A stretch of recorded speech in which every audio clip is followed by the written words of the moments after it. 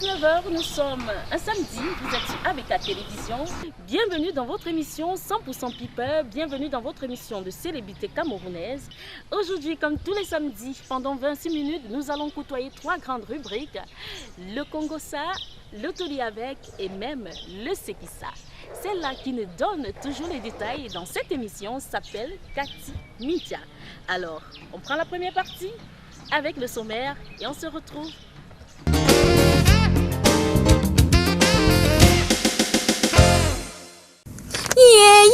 Aïe kang kang aïe kang wak voilà, je suis de retour, arrêtez tout. Pardon, venez écouter les news. La planète a bougé, la planète des people si. Il y a une histoire, un genre entre nos deux people du Bikoussi ici. Mani Bella et Chantal ici. Il paraît qu'il y a menace de mort. Je ne sais pas. J'ai bien dit qu'il paraît. Il paraît même que l'affaire partira au tribunal de Nanterre. Et que j'espère que mon équipe congosatique sera en place pour vous apporter le fax. Je ne sais vraiment pas ce qui s'est passé. Mais je sais seulement que les gosses seront devant monsieur le juge. Affaire à suivre. Dans tous les cas, Mamie Kankan sera là pour vous donner les news. Continuons notre petite aventure des news aussi. La planète là, vraiment la gloire n'est pas facile. La gloire n'est vraiment pas facile à gérer. En tout cas, Mamie Kanka sera là pour vous donner les news. Franchement, le monde de people n'est pas facile. La gloire n'est pas facile à gérer. Voilà Nathalie Nkoa. Vous la connaissez, non? Nathalie Nkoa, qui a sorti avec succès sa marque de lingerie. Mais les petits jaloux disent qu'elle valorise la prostitution. Et qui est? Nathalie Nkoa vous a même fait quoi? Mais ce qui est là, c'est que la go a répondu à ces petits jaloux-là que pardon, trouvez d'abord le travail à vos sœurs et cousines avant de dire que je valorise la prostitution. Je demande, et qui est? Pardon, laissez la pipe à Nathalie Nkoa tranquille. Elle fait seulement son business, le business des go qui rapporte. Parce que quand vous voyez les Naomi Campbell et les Cindy Crawford défiler en maillot de bain et nuisette, ça ne vous dérangeait pas. Mais comme c'est une Camerounaise qui réussit, alors les jaloux veulent déjà la finir. Nathalie Nkoa, continue ton business dans le bon sens. Tranquillo, tranquillo. Si les gens ne veulent pas qu'ils prennent jalouxine, celui qui s'énerve exprime sa nervosité. C'est l'autre people. Et ça m'ablaise. Le panafricaniste dans l'âme. Il grève. Il est en colère. Parce que la CNC a fermé Afrique et Média. Et qui est à tonton. Calme-toi. Calme-toi. Afrique Média s'est seulement déplacé chez nos voisins, cousins de Guinée équatoriale et du Tchad. Donc ça va aller mollo. En tout cas, Dieu n'a pas grévé en donnant 1 an de plus à notre people Coco Argenté. Donc souhaitons alors à Coco Argenté un joyeux anniversaire. Ce n'est plus facile, parce que les gens meurent aujourd'hui jusqu'à comme les petits Mwanja Moto. Rendons grâce à Dieu. Souhaitons aussi nos condoléances à Sami Touti, le noble chanteur du Makossa, qui a perdu sa grand-mère et qui est... mais elle avait vécu. Elle est morte à 104 ans. Que son âme repose en paix. Souhaitons aussi les condoléances à la famille du chanteur Martin Pouli, qui est décédé le week-end dernier. Vraiment, c'est Dieu qui donne, c'est Dieu qui reprend. Que la terre de nos aïeux vous soit légère. Et les cancans sont finis. Je m'avais encore enquêté pour vous. Toujours à nous faire marrer, toujours à nous faire rigoler. Mamie Cancan qui donne les actualités sur les people avec une dose d'humour. Nous sommes ici à la mairie de Douala 3e. Nous allons à la rencontre du maire, Monsieur Job Théophile Comnan. C'est dans l'entretien le Toli avec. Allez, qu'est-ce qu'on fait? On va tchatcher avec le maire. Bonjour, monsieur le maire Diop Tchokouni Komnan. Bonjour. Merci de nous recevoir chez vous. Avant de commencer, levez la main droite et jurez de dire toute la vérité, rien que la vérité. Je. Où êtes-vous né? Dans quelle partie du Cameroun? Avez-vous fait votre école primaire, secondaire, universitaire en quelques mots? Alors, je suis Diop Théophile Komnan. Je suis né le 28 juillet 1958 à Loum, c'est dans le Mungo. Et j'ai passé mon enfance pratiquement dans le Mungo pour avoir fait l'école primaire à Loum, au collège protestant de Ndounger. C'est-à-dire CEG de Ndounger d'abord, et après, en classe de 4e, c'est passé collège protestant de Ndounger. Je suis resté jusqu'en classe de seconde. Et après, je me suis retrouvé en première à l'ISES, ici à Douala, et où je suis allé sur la classe de terminale. Et après, j'ai commencé le travail immédiatement après le bac. Et quelques années après le bac, donc 2 années plus tard, je me suis inscrit en BTS au lycée technique de Douala, où j'ai obtenu le BTS dans les années 79. Donc de 77 de 79 à 83, j'ai travaillé à la société Arnaud. Et de 83, je me suis retrouvé dans Afrique. Donc j'ai terminé dans le Afrique dans le 31 mai, après avoir déjà gagné la mairie. Depuis mai 2014, je ne suis qu'au service de la population. Et rien que ça. Qu'est-ce qui vous pousse à vous intéresser à la politique? Ça dit quoi? Un jour, je sortais de travail dans les années 90. Là. Je sortais de travail à SHO plus à Aqua. Arrivé au niveau du rond-point d'Aqua, j'ai vu qu'il y avait une grosse réunion. Et il y avait pas mal de leaders qui s'activaient et tout. Et j'ai dit, bon, comme la route était bloquée, je suis sorti de ma voiture pour essayer de voir de quoi il était question. Et ce qui m'a beaucoup marqué, c'est que j'ai vu tous les autres leaders, les Amélie Bieleux, les Damdua que je connaissais déjà et tout, les Isabelle Lebois et tout, attendaient quelqu'un qui devrait être pour eux comme un leader. Et tout curieux, j'ai vu cet homme. Je me suis aperçu que je me suis rappelé que c'était le président depuis David de Bamenda, parce que je le connaissais dans le milieu sportif et tout et tout. Et ce monsieur, donc, c'était Frodi. Je me suis approché dans la salle de fête, j'ai écouté tous les discours. Il m'a marqué, vraiment, il m'a suffisamment marqué avec son discours qui était poignant et qui touchait vraiment le vécu des populations, quoi.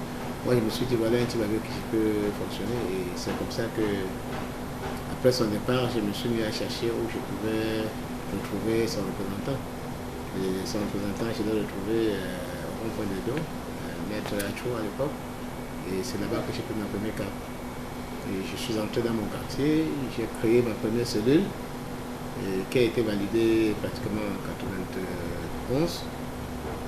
Et après 91, je suis resté dans la cellule jusqu'en 97, je vais dire. 97. Donc en 97, j'ai été élu comme vice-président de la circonscription électorale, de Douala 3 numéro 1. Et 97, j'ai brigué d'un mandat de secrétaire aux affaires financières provinciales que j'ai gagné. Je suis resté de 1997 jusqu'en 2004 comme membre du bureau provincial, secrétaire aux affaires financières. J'ai cumulé ce poste avec le poste de vice-président régional.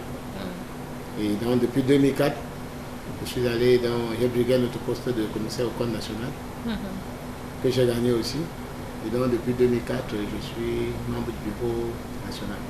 Qu'est-ce qui vous amène à poser votre candidature en tant que maire, vouloir être maire? Est-ce que c'est votre entourage qui vous dit, vas-y, tu peux arriver, on a vu comment tu travailles bien. Est-ce que c'est volontaire? Est-ce que c'est l'entourage? Non, ce n'est pas l'entourage.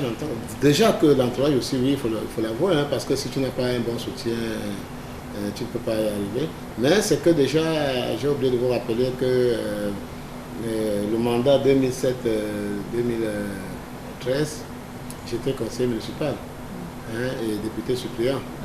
Donc j'étais déjà dans la maison, j'ai vu la manière avec laquelle mon prédécesseur travaillait. Moi, je lui ai donné la main comme je pouvais en lui disant que monsieur le maire, c'est pas comme ça qu'il faut travailler. Le maire ne doit pas être en costume et cravate tous les jours. Il faut que de temps en temps, il mette ses bottes, son casque pour descendre dans la boue aussi, voir comment la population se comporte et tout. Vraiment, il faut être plus proche de la population. C'est ça le rôle du maire. Tu es là pour être la parole de ta mission entre cette population et l'administration. Il faut être plus proche de... Bon, alors, comme on ne s'entendait pas, je me suis dit, bon, alors, pourquoi ne pas lancer à la cause? Voilà, comment faites-vous pour être près de vos populations? Parce qu'en même temps, le maire a un rôle, il est comme un parent, il est comme celui qui écoute, il est l'épaule sur laquelle les populations devraient poser leur tête pour pleurer. Comment vous arrivez à gérer un si grand État, on va le dire comme ça? Bon, disons que tout est parti déjà depuis ma promesse de campagne, que j'ai fait tout et tout pour essayer de respecter. Parce que j'ai fait ma campagne avec la promesse de développement participatif. Donc, je savais que ça ne devait pas être facile. Donc, je ne pouvais pas me dédoubler, je ne pouvais pas être partout à la fois. Donc, dès que je suis arrivé, j'ai réuni d'abord tous les chefs de quartier. Je veux dire qu'il y a 106 quartiers dans mon arrondissement. Donc, j'ai réuni ces chefs de quartier. Nous sommes tombés d'accord qu'au moins une fois, par trimestre, on devait avoir une grande mobilisation pour savoir donc, ensemble qu'est-ce qu'il y a comme problème à faire dans l'arrondissement et trouver donc des priorités. Donc, je vous donne un exemple simple. Maintenant, là, avec le problème d'inondation qui sévit dans tout l'arrondissement et tout, nous sommes tombés d'accord que nous allons nous organiser, excusez-moi le terme, en ce que nos parents appelaient le Ndjangi. Donc, ça dit qu'ensemble, on se réunit, on dit que bon, c'est sur le Kondi qu'il faut commencer. Tous les 106 chefs de quartier, avec le comité de soutien de tous les autres quartiers, on se retrouve là-bas un samedi ou un dimanche. Je crois que même si c'est 10 km, on se retrouve là-bas, 200 personnes, on peut le faire. Et quand on sort de là, on dit prochain rendez-vous, c'est peut-être à PK14. On se retrouve là-bas, tout le monde ensemble, on fait ce travail. Je crois, comme disait quelqu'un, si chacun, on commence à balayer seulement notre propre cours comme ça, on verra toute la vie balayer. Et ce n'est qu'ensemble qu'on peut réussir. Est-ce que vous avez des gens qui sont pas, je voudrais dire, pas comité, par exemple, qui vont vers les populations, qui leur posent des questions, quelles sont vos attentes, qu'est-ce que vous voulez que le maire fasse? Comment faites-vous pour gérer les difficultés de la population? Les difficultés sont pour moi très faciles à gérer parce que je suis en partenariat avec une ONG ici chez nous qui organise dans les universités de quartier, des universités itinérantes dans les quartiers. Et nous avons, avec cette ONG-là, mis sur pied une ligne verte qui est le 81-33.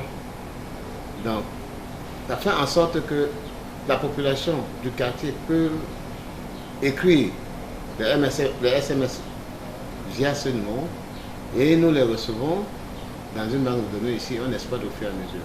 Cette ONG-là aussi fait des descentes dans le quartier, réunit des jeunes à travers les chefs de quartier et tout, recense tous les problèmes qu'il y en a et les remonte.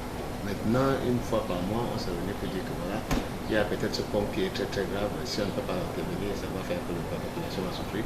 Il y a peut-être telle école qui est en train de s'écrouler, il y a tel mur qui a bloqué, ainsi de suite. Donc, on procède donc par priorité, parce qu'il y a vraiment cette interconnectivité là entre la population et nous. Et vraiment, je crois que c'est comme ça que nous faisons. On ne fait rien de sorcier, c'est-à-dire que c'est la population qui écrit et nous on descend voir. Nous mettons un accent particulier sur les descentes sur le terrain. Et en ce qui me concerne, je suis moi-même un fils du terroir. Je ne suis pas quelqu'un qui marche la peur de la boue. Donc même s'il faut que là maintenant, je descende, sans cette population, je n'aurais pas peut-être eu ce costume. Donc pour moi, c'est pour eux que je sers, c'est pour eux que je me bats et je serai toujours à leur côté. Il y a l'imagerie populaire qui pense que le maire devrait construire les routes. Est-ce que c'est le rôle d'un maire? Vous savez, quelqu'un me disait un jour que si vous voulez cacher une information au Camerounais, mettez cette information dans les livres. Les gens ne disent pas beaucoup et les gens n'ont jamais compris la différence qui existe entre la communauté urbaine et les mairies d'arrondissement. Tout l'argent, c'est à la communauté urbaine. Tout ce qui est comme une grosse organisation, c'est à la communauté urbaine. Nous, ici, nous rappelons que les petits 500 francs dans les marchés et tout et tout. Donc, tant que nous n'avons pas de l'argent qui vient de l'État, c'est-à-dire que ce qu'ils appellent la dotation générale de fonctionnement ou bien le CAC. On ne peut rien faire. Écoutez, une musique comme la mienne qui a 52 millions de charges salariales par mois, ce n'est pas donné.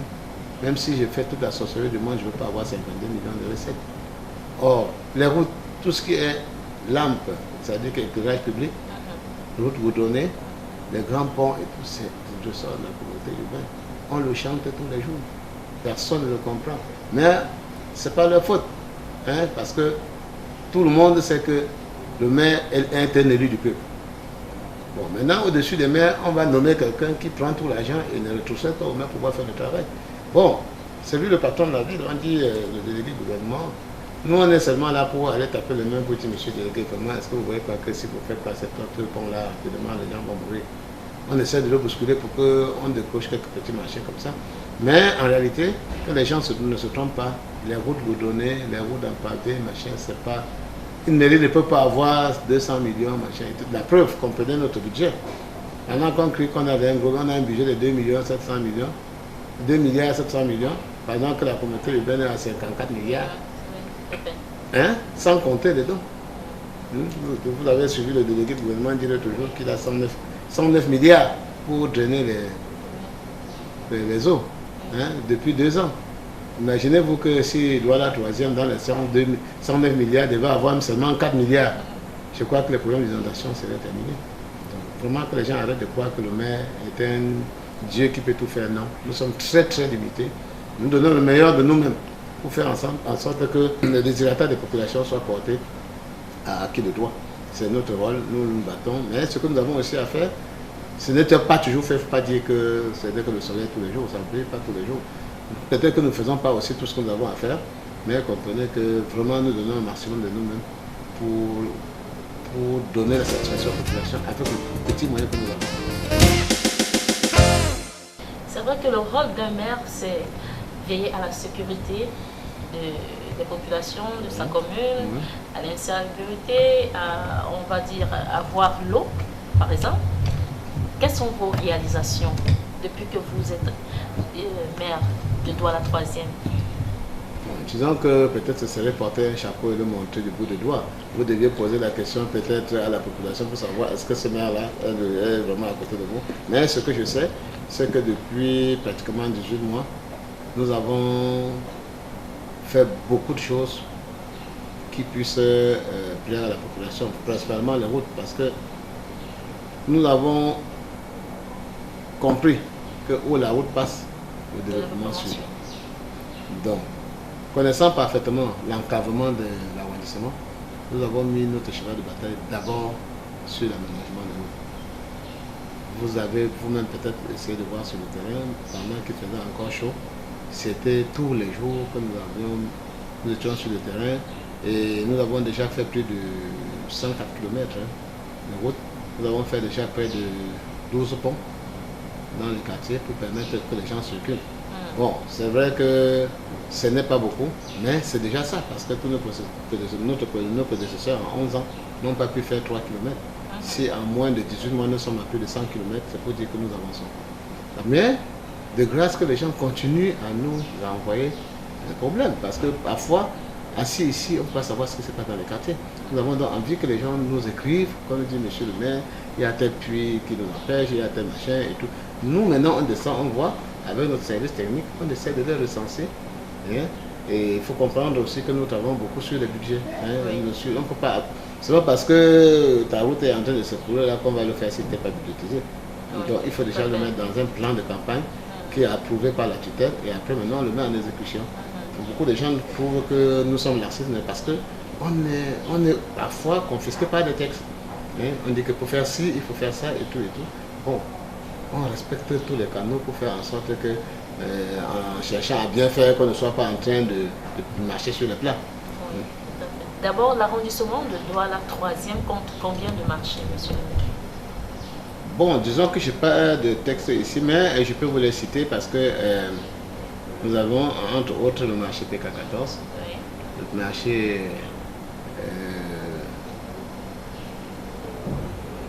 Ikindi, le marché de Baba, oui. Le marché de Koti, le marché Bilongue, le marché donc pas citoyen. Voilà le marché que nous avons dans notre portefeuille. Quelles sont les difficultés maintenant que vous rencontrez en tant que maire? La grosse difficulté, c'est la rentrée de fonds. Il n'y a pas de rentrée de fonds. Hein, vraiment, c'est très très difficile parce que, comme vous parlez tout à l'heure, là, nous avons près de 400 employés pour 52 millions de salaires. Alors, les rentrées par mois n'arrivent pas à faire 20-25 millions. Hein. Donc, on a suffisamment de problèmes d'argent. On souffre terriblement ici. Bon, comme Dieu ne peut pas donner à quelqu'un ce qui dépasse, on se débrouille, on tient, on est encore là. Donc, notre gros problème, c'est le problème de rentrée de fonds. Quelle est la réalisation qui vous touche le plus, vous vous dites il faudrait que je fasse ça? C'est la construction du marché aquatique. Nous sommes seulement au début, mais vraiment, si à la fin du mandat, on peut réussir à faire ce pont, ce marché, ce serait très bien. Il y a la route qui va partir du dernier goudron, non, je vais dire le commissariat du 8e, jusqu'à Carrefour Espoir. Si cette route-là aussi est finie avant la fin du mandat, je crois que ce serait une très bonne chose. Il y a une autre qui part toujours du dernier goudron Madagascar, là, des ronds-points Madagascar, en passant par Montfébé, pour atterrir toujours au Carrefour des Billets là-bas. Je crois que c'est une route qui va aussi, que nous avons mis au budget, nous sommes en train de suivre pour que ça passe. Il y a la route qui va partir de la route, je vais parler de Larslo jusqu'à Carnaval. C'est aussi une route que nous sommes en train de suivre et je crois que si d'ici la fin du mandat, ça passe, nous serons vraiment en haut, comme on dit. Bon, il y a aussi la route Saint-Bruno jusqu'à dernier goudron Bilongue. Donc voilà les grosses réalisations que nous avons sur la programme de route. Sans oublier mon éternel problème, parce que ça, je l'ai promis depuis le début de ma campagne, pendant ma campagne. Et la population là-bas, ils savent que je suis vraiment avec eux. C'est la route Tradex dans la Congo. Ça, vraiment, pour moi, même s'il faut que je donne la dernière goutte de mon sang, hein, il faudrait que cette route-là passe, la route Tradex dans la Congo. Et je crois que ce que je vois pour l'arrondissement, si j'ai la chance d'arriver à ce bout, je suis sûr que je vais donner à Douala la troisième, la plus belle ville qu'on a vue dans le Cameroun. Merci pour votre visite et je crois que pour la gouverne de vos téléspectateurs, qu'ils comprennent que Douala la troisième est ouvert à tout le monde. C'est une mairie pour la population et donc ils peuvent venir comme ils veulent, quand ils veulent. Je serai là pour les recevoir. Merci. Alors, les cocos et les cocos, nous espérons que vous avez apprécié cet entretien avec le maire de l'arrondissement de Douala 3e. Nous étions avec lui et nous continuons notre émission en prenant la dernière rubrique qui permet de dessiner le portrait d'une personnalité. Le c'est qui ça ce soir? C'est ça.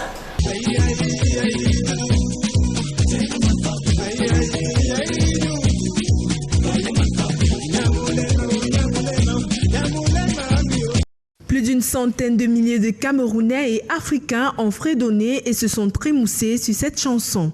L'auteur-compositeur de ce tube à succès, Peter Mpouli, s'en est allé ce week-end à la grande surprise de tous les mélomanes. Une grande perte pour la culture camerounaise.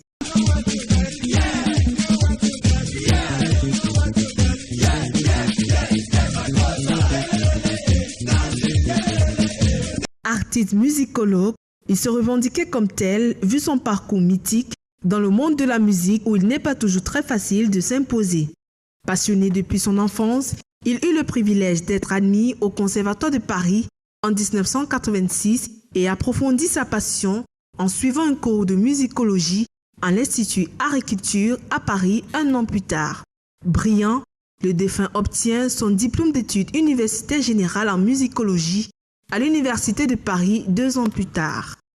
Peter Mpouli laisse une discographie fournie avec 6 albums en poche, Makossa Branché, Africa la Mal-Aimée, Soul Samba, Sex Maquette, entre autres, ce qui lui a valu 3 récompenses, meilleur disque de l'année et meilleur générique par Africa numéro 1 en 1991, puis meilleur générique de l'émission Coup de pouce, Radio FM 105 à Douala.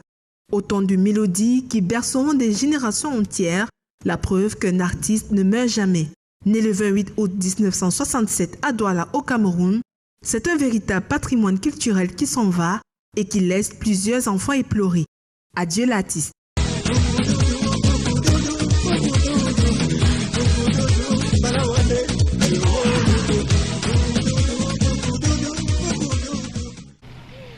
Alors, les cocos et les cocottes, c'est ici et maintenant que s'achève votre émission.